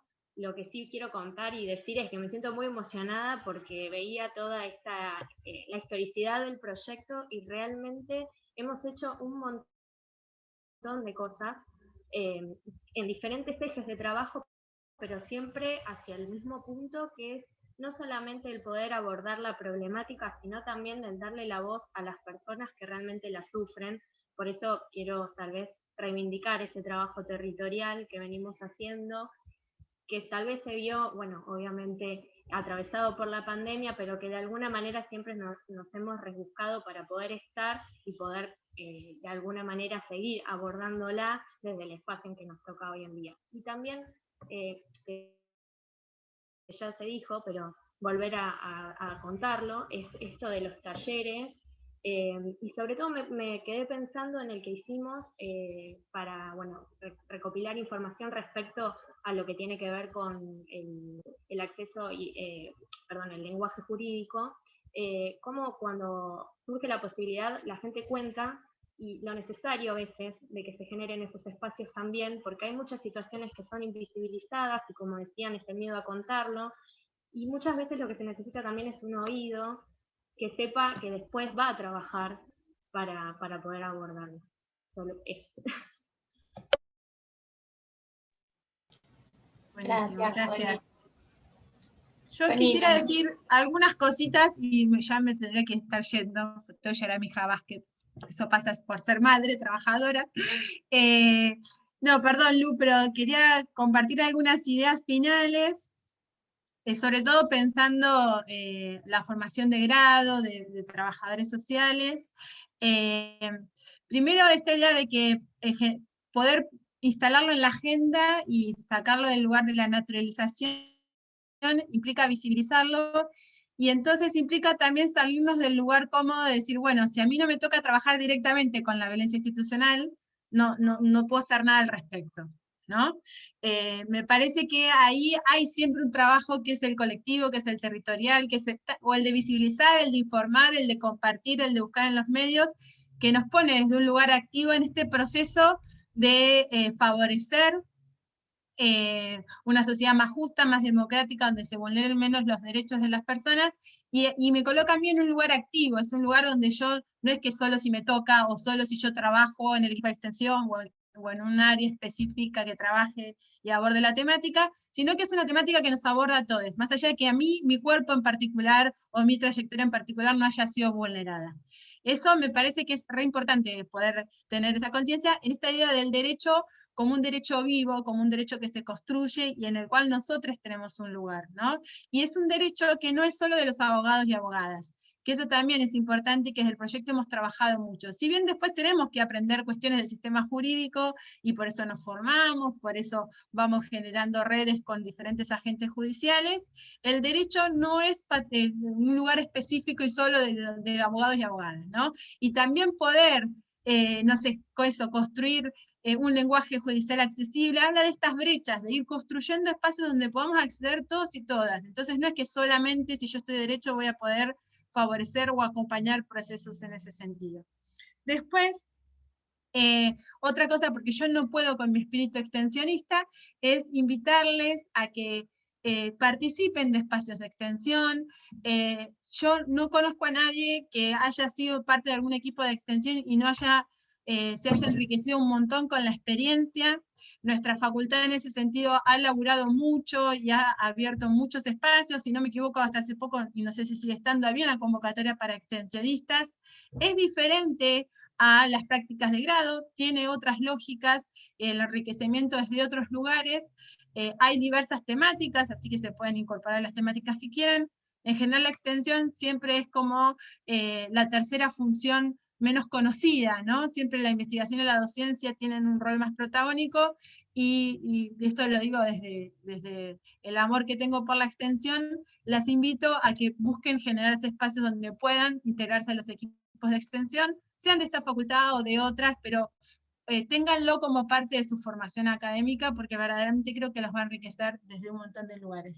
Y después, otro chivo que quiero pasar, es que desde el proyecto, desde la actividad de extensión con voz propia, que vienen trabajando también con adolescentes, armaron un videíto, yo la otra vez lo vi, si quieren lo podemos compartir ahora en el chat, donde se da herramientas concretas a los pibes y las pibas de los barrios, de qué hacer si hay una situación de violencia por parte de las fuerzas de seguridad. En esta lógica de poder cuidarnos, de poder buscar estrategias que nos ayuden y que no sea generar situaciones de mayor vulnerabilidad. sabernos eso, que estamos en el marco de este proceso, de un proceso de una lucha colectiva en la cual obviamente están todos invitados a participar desde los lugares que nos toquen, ¿no? Así que bueno, nada, y me callo ya, porque además la tengo acá en mi hija. Gracias, Vale, gracias a todos. Ahí les compartí, no sé si se ve bien, una foto que es la placa, digamos, del espacio de acompañamiento frente a la violencia institucional. Si ustedes conocen de algún caso, tienen alguna duda y también en sus barrios o en los lugares donde participen hay alguna situación, se pueden contactar. Y también contar, digamos, si bien estamos cortas de tiempo, pero preguntaban también si una situación de violencia sufrida de una salita es violencia institucional, sí, y otra de salud en la cárcel también. La cárcel tiene muchas situaciones de violencia institucional vinculadas a la falta de acceso a educación, las condiciones de infraestructura, la falta de acceso a la salud, a la alimentación. Hay muchas situaciones, además de lo que puede llegar a ser una requisa o un golpe. Así que, bueno, quienes estén interesados se pueden contactar, digamos, a la Secretaría de Extensión, y si no, si conocen de algún caso, bueno, también poder contactarse al espacio de acompañamiento ante alguna situación que puedan conocer. ¿Tenés ahí, Vale, el video a mano? Ah, genial. Bueno, nos vamos a ver el martes que viene, que vamos a tener el último encuentro, que es el de vulneración de derechos y personas mayores. Gracias, Nati, por acompañar hoy. No sé qué hubiera hecho sin vos, con todos los problemas técnicos que tuve. Y bueno, sí, ahí pasé la foto del contacto. Bien, bueno, muchas gracias. Nos vemos el próximo encuentro y cerramos con tratando de encontrarlo para compartir el link. Pero no se me vayan, comparto Vale. el link acá en el chat del Zoom. A ver. Eso surgió de un taller también con jóvenes y con la colaboración del grupo de RAP en conexión verbal. Unos genios que siempre nos acompañan. ¿Listo? Ah, pero para que lo pongo y lo vemos, lo compartimos. Dale. Y cerramos así.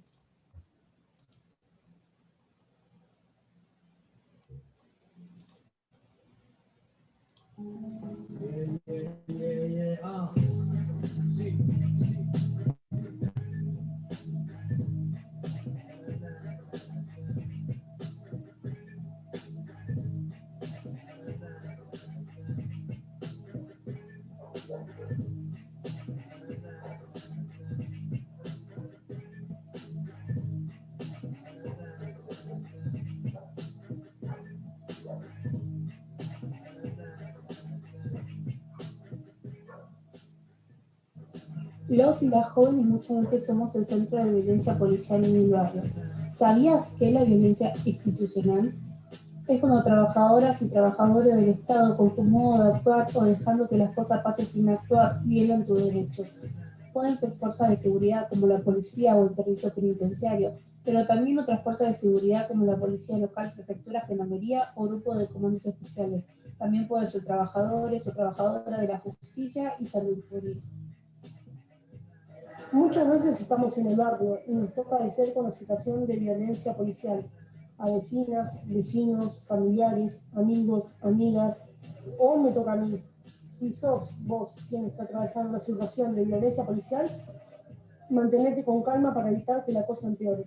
Si hay alguien que te conoce, pedí que llame a un familiar tuyo y avisen tu situación y a dónde te llevan o a qué comisaría.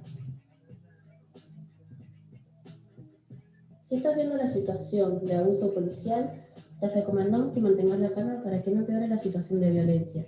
O también puedes filmar o sacar fotos con el celular. Si eso pone las cosas más tensas, hacerlo disimuladamente o con carta, como hacemos habitualmente, o dejar de grabar directamente. Toma nota o trata de recordar esta información. ¿Qué fuerza de seguridad es? Si no sabes, puedes recordar el tipo de uniforme que llevaba puesto. ¿En qué calle pasó? ¿A qué hora? ¿Qué día? Y si hay un patrullero, puedes tratar de memorizar, tomar notas, sacar una foto de su patente. Puedes preguntar a qué comisaría lo llevan o la llevan. Puedes preguntarle el teléfono a un familiar a la persona que está siendo detenida y así avisarles con toda la info que puedes acordarte. Muchas veces nos enteramos que la persona detenida fue golpeada o atravesó situaciones de violencia institucional. No denunciamos por miedo o por falta de información sobre cómo hacer la denuncia. En Mar del Plata, ATAN, podés hacer la denuncia. En la Fiscalía La Rioja 2327, teléfono principal 495-3947. O por vía mail a denunciamardelplata@mpba.gov.ar o en un juzgado de garantía para mayores de 18 años, tribunales Bron al 2046, teléfono principal 495-6666. Para menores de 18 años, Gascón 2250, teléfono principal 491-8149. Hablar con tu defensa, tu abogado o abogada. Comunicarte con organismos de derechos humanos que te asesoran, acompañan a hacer la denuncia y te acompañan después de la denuncia. No hace falta que vayas a la comisaría a hacer la denuncia. Algunos de los organismos de derechos humanos que te pueden dar una mano. Comisión Provisional por la Memoria, Atajo, Defensorías Territoriales de Derechos Humanos, Espacios de Acompañamiento frente a la Violencia Institucional, Asociación Pensamiento Penal o Correpi. Desde hace tiempo venimos pateando llega donde marca la merca y toda esa mierda está suelta, donde la meta es completa cuando ya no está careta, donde la poli te arresta porque somos marionetas, sí. Corruptos en conjunto con malandra y escupo a los de arriba porque son los que comandan. No me disculpo con aquellos tren que nos engañan y les declaramos guerra por todas sus artimañas. Mañas son las letras que compongo y me acompañan para quitar de medio los estorbos. Por eso el gordo de sabiduría va a picársela al gordo forro de la policía. Aunque se ríen que mis armas son poesía, te aseguro que son la punta del iceberg que te arruina. Gendarmería parando en cualquier esquina, visera y capucha, descripción que nos marginan.